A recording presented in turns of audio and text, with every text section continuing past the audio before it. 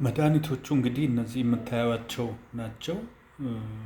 ምንን ያመለክታሉ?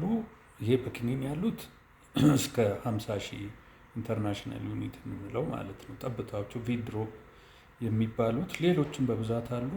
እስከ 2800 ኢንተርናሽናል ዩኒት የምንለው ያለው። ስለዚህ የሰው ልጅ በቀን የሚያስፈልገው 400 እስከ 600 ከ75 ዓመት በታች ያሉትን፣ ከዛ በላይ ያሉት ደግሞ ከ600 እስከ 800 በቂ ነው። የፀሐይ ብርሃን 10 ደቂቃ እንኳን የሆነ አካላችን እስከ 10 15 30 ደቂቃ የሆነ ሰውነታችን ላይ ካረፈ ያ ለሰውነታችን በቂ ነው። ስለዚህ እኛ እንደምታውቁት ሙሉ በሙሉ ቀኑን በሙሉ የምንውለው ፀሐይ ላይ ነው። ፀሐዩ ደግሞ እንኳንና ፀሐይ ላይ ለዛ ጊዜ ሁሉ ሄደን ይቅርና 15 ደቂቃ እንዳልኩት በቂ የሆነ የቫይታሚን ዲ መጠን ይሰጣቸዋል። ከ3000 ድረስ ኢንተርናሽናል ዩኒት የሚባለውን ሊሰጣቸው ይችላል።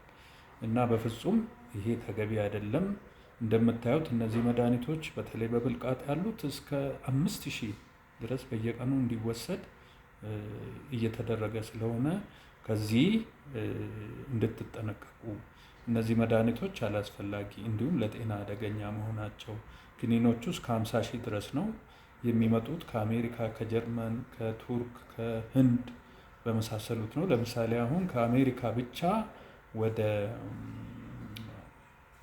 292 አይነት የቫይታሚን ዲ ምርት ይመረታል። እነዚህ እያንዳንዱ ጠርሙስ ወደ 7500 ነው ማለት ነው።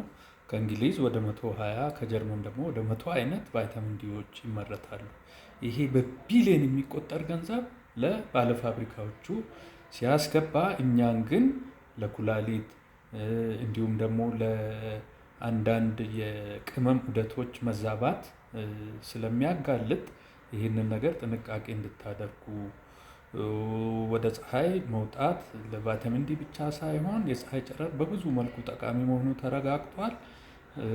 ሌላው ደግሞ ወጣ ስንል ብርሃኑ በራሱ ከብዙ ነገር ይከላከለናል።